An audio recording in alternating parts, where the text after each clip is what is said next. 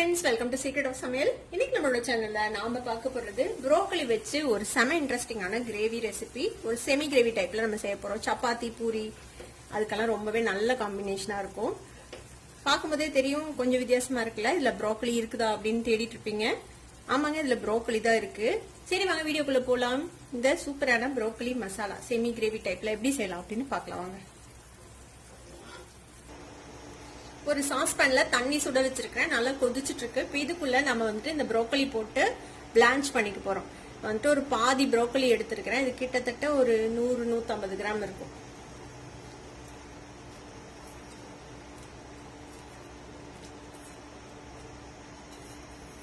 நல்லா தண்ணிக்குள்ள டிப் ஆகுற மாதிரி வச்சுக்கோங்க. ஒரு 2-3 மினிட்ஸ் மட்டும் இருக்கட்டும். இதுல ஒரு 2 நிமிஷம் நல்லா கொதிச்சுச்சு பாருங்க. நல்லா கலர் சேஞ்ச் ஆகி நல்ல கிரீனா ஆயிடுச்சு. இப்ப இதை வந்துட்டு தண்ணியை வடிச்சிட்டு இதை ஆற விட்டுறலாம். பிளான்ச் பண்ண ப்ரோக்கலி வந்துட்டு தண்ணியை வடிச்சிட்டு இந்த மாதிரி ஒரு சாப்பர்ல போட்டு நல்லா இந்த மாதிரி ஃபைனா சாப் பண்ணி வச்சிருக்கிறேன். இந்த மாதிரி சாப்பர் இல்லைன்னா நீங்க மிக்சியில போட்டு கூட நல்லா ஒரு ஓட்டிங்கன்னா இந்த மாதிரி பூவா உதிர்ந்து வந்துடும். இப்ப இந்த மாதிரி நல்லா ஃபைனா சாப் பண்ணி வச்சுக்கோங்க. ஒரு 3 முட்டையை உடச்சு ஊத்தி வச்சிருக்கிறேன் ஒரு பாத்திரத்துல. இதுல வந்துட்டு நம்ம இந்த சாப் பண்ண ப்ரோக்கலிய சேர்த்திக்கலாம். ஒரு கரண்டி வச்சு மிக்ஸ் பண்ணி விட்டுருங்க. இப்போ இது கூட ஒரு 1/4 டீஸ்பூன் இஞ்சி பூண்டு விழுது சேர்த்திக்கோங்க. முட்டைக்கும் இந்த ப்ரோக்கலிக்கும் தேவையான அளவுக்கு உப்பு கொஞ்சம் கம்மியா இருந்தாலே போதும். நம்ம கிரேவிலையும் உப்பு சேர்த்துவோம். ஒரு 1/4 டீஸ்பூன் மிளகாய் தூள் இதையும் சேர்த்து நல்லா மிக்ஸ் பண்ணி விட்டுறலாம்.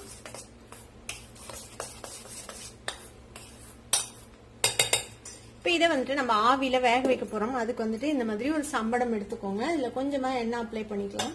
எண்ணெய் தான் நம்ம எண்ணெய் அப்ளை பண்ணனாலும் முட்டை கொஞ்சம் ஒட்டதான் செய்யும். அதனால பரவாயில்ல, நம்ம கட் பண்ணி எடுத்துக்கலாம். இப்போ இந்த கலந்து வச்சிருக்கிற இந்த ப்ரோக்கலி முட்டை கலவை இருக்குல்ல, அதை வந்து இந்த டிஃபன் பாக்ஸ்ல மாத்திடலாம். இப்போ இது மாதிரி ஒரு பாத்திரத்துல தண்ணி சுட வச்சிருக்கேன். அதுல ஒரு ஸ்டாண்ட் போட்டு அதுக்கு மேல இந்த மாதிரி நம்ம ஊத்தி வச்சிருக்கேன் டிஃபன் பாக்ஸ் தூக்கி வச்சிடலாம். இப்போ இதை வந்துட்டு மூடி போட்டு நம்ம வந்துட்டு வேக வைக்க போறோம். ஒரு 12-15 நிமிஷம் ஆகும் இது வேகிறதுக்கு. இப்போ இது இப்படி ஆவியில வேகட்டும். அதுக்கப்புறம் நம்ம என்ன பண்ணலாம். இப்போ இது ஆவியில நல்லா வெந்துருச்சு. ஒரு 12 நிமிஷம் வெந்திருக்கும். ஓபன் பண்ணி பார்க்கலாம். இந்த மாதிரி ஒரு கத்தியில குத்தி பாருங்க. பாருங்க நல்லா வெந்துருச்சு. இப்போ நம்ம அடுப்பு ஆஃப் பண்ணிட்டு இதை ஆற விட்டுறலாம். இதை வந்துட்டு நம்ம வெளியில எடுக்கலாம். இந்த சைடை வந்துட்டு லூஸ் பண்ணி விடுங்க. நான் சொன்ன மாதிரி இது எவ்வளவுதான் எண்ணெய் தடவி வச்சாலும் அவ்வளவு ஈஸியா வந்துடாது. கொஞ்சம் கீழ்பகுதியும் இந்த மாதிரி லூஸ் பண்ணி விடுங்க. இந்த மாதிரி லிஃப்ட் பண்ணி விடுங்க. அப்பதான் எடுக்க வரும். நல்லா ஆறுனதுக்கு அப்புறம் எடுத்தீங்கன்னா கொஞ்சம் ஈஸியா இருக்கும். இப்போ இது சூடா இருக்குது, அதனால கொஞ்சம் கீழே ஒட்டிட்டு தான் வரும். இப்போ இதை நம்ம ஒரு தட்டுல டர்ன் பண்ணி போடலாம். பாருங்க, நான் சொன்ன மாதிரி கொஞ்சம் ஒட்டிட்டு தான் இருக்கு. பன்னீர் கியூப்ஸ் மாதிரி நம்ம இதை கட் பண்ணிக்கலாம். தேவையான சைஸ்ல நீங்க வந்துட்டு வெட்டிக்கோங்க.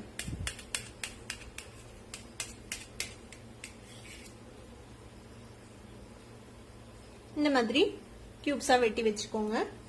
நம்ம இதுல ப்ரோக்கலி போட்டிருக்கிறதுனால ரொம்ப சாஃப்டா இருக்கும். இது இந்த மாதிரியே நம்ம எல்லா பீசஸையும் வெட்டிக்கலாம். ஒரு பேன்ல ஒரு 1.5 டேபிள் ஸ்பூன் அளவுக்கு எண்ணெய் விட்டு வச்சிருக்கேன். இப்போ இதுல வந்துட்டு சீரகம் ஒரு 1/2 டீஸ்பூன் சேர்த்திக்கலாம். சீரகம் லேசா பொரிஞ்சதும் ஒரு 2 பெரிய வெங்காயத்தை அந்த மாதிரி ஃபைனா சாப் பண்ணி வச்சிருக்கேன். இந்த பெரிய வெங்காயத்தை இதுல சேர்த்திக்கலாம். இது வந்துட்டு நல்ல கோல்டன் ப்ரௌனா வதக்கிக்க போறோம். வெங்காயம் லேசா ஒரு டிரான்ஸ்லூசண்டா கண்ணாடி மாதிரி ஒரு பதத்துல வதங்கிருக்கு. இந்த ஸ்டேஜ்ல 1 டீஸ்பூன் அளவுக்கு இஞ்சி பூண்டு விழுது அதையும் சேர்த்துக்கோங்க. இஞ்சி பூண்டு விழுதும் இதோட சேர்த்து நல்லா வதங்கட்டும். பாருங்க, வெங்காயம் இஞ்சி பூண்டு எல்லாம் சேர்ந்து நல்ல கோல்டன் கலரா வதங்கி வந்துருச்சு. இந்த ஸ்டேஜ்ல ஒரு 1/2 டீஸ்பூன் கடலை மாவு இதை வந்துட்டு இதுல சேர்த்திக்கலாம். இந்த எண்ணெயிலேயே இந்த கடலை மாவையும் சேர்த்து நல்லா வறுத்து விட்டுருங்க. கடலை மாவையும் இந்த எண்ணெயில சேர்த்து நல்லா வதக்கி விட்டாச்சு. இப்போ ஒரு 2 தக்காளியை இந்த மாதிரி ஃபைனா சாப் பண்ணி வச்சிருக்கேன். நான் வந்துட்டு சாப்பர்ல போட்டு வெட்டி வச்சிருக்கிறேன். நீங்க இதை மிக்சியில கூட அரைச்சி யூஸ் பண்ணிக்கலாம். இப்போ இதுல சேர்த்துக்கலாம் அந்த 2 தக்காளிய. இது கூடவே இந்த கிரேவிக்கு தேவையான அளவுக்கு உப்பு இப்பவே சேர்த்திடலாம். தக்காளி வந்துட்டு நல்லா வதங்கணும். நல்லா மசிஞ்சு வதங்கி பச்சை வாசனையெல்லாம் போகணும். அது வரைக்கும் இதை வந்துட்டு நல்லா வதக்கி விட்டுக்கலாம். தக்காளி நல்லா வதங்க வரைக்கும் இதை வந்துட்டு மூடி போட்டு மூடி வச்சிடலாம். இடையில இடையில கிளறி விடுங்க. ஒரு 5 நிமிஷம் ஆகும் தக்காளி நல்லா மேஷ் ஆகி வதங்குது. தக்காளி ஒரு 4 நிமிஷம் நல்லா வதங்கிருக்கு. ஓபன் பண்ணி பார்ப்போம். பாருங்க நல்லா எண்ணெய் பிரிஞ்சு வதங்கிடுச்சு தக்காளி நல்லா. இப்போ இதுல மசாலா பொடியெல்லாம் சேர்த்திக்கலாம். இப்போ இதுல ஒரு 1/4 டீஸ்பூன் மஞ்சள் தூள் சேர்த்திக்கலாம். மல்லித்தூள் ஒரு 3/4 டீஸ்பூன், சீரகத்தூள் ஒரு 1/2 டீஸ்பூன் சேர்த்திக்கோங்க. கரம் மசாலா பொடி ஒரு 1/2 டீஸ்பூன், மிளகாய் தூள் ஒரு 1 டீஸ்பூன் சேர்த்திக்கலாம். காரம் உங்களுக்கு தகுந்த மாதிரி அட்ஜஸ்ட் பண்ணி சேர்த்திக்கோங்க. இதையும் இதோட சேர்த்து நல்லா மிக்ஸ் பண்ணி விட்டுறலாம். இப்போ இந்த மசாலா பொடி எல்லாமும் பச்சை வாசனை போக நல்லா வதங்கணும். ஒரு 1/4 கப் மட்டும் தண்ணி சேர்த்திக்கலாம். நல்லா மிக்ஸ் பண்ணி விட்டுருங்க. இப்போ இந்த மசாலா வந்துட்டு நல்லா பச்சை வாசனை போக வேகணும். அது வரைக்கும் நம்ம திருப்பி மூடி போட்டு ஒரு 2-3 நிமிஷம் வேக விடலாம். நல்லா எண்ணெய் பிரிஞ்சு வரட்டும். அது வரைக்கும் ஒரு 2-3 நிமிஷம் அந்த மசாலா சேர்த்ததுக்கு அப்புறம் வெந்திருக்கு. நம்ம ஓபன் பண்ணி பார்க்கலாம். பாருங்க மசாலாவும் நல்லா வெந்துச்சு. நம்ம விட்ட தண்ணி சுண்டி நல்லா எண்ணெய் பிரிஞ்சிருச்சு. இப்போ இந்த ஸ்டேஜ்ல நம்ம வந்துட்டு கிரேவிக்கு தேவையான அளவுக்கு தண்ணி விட்டுக்கலாம். ஒரு 3/4 கப் அளவுக்கு தண்ணி விட்டுறேன்.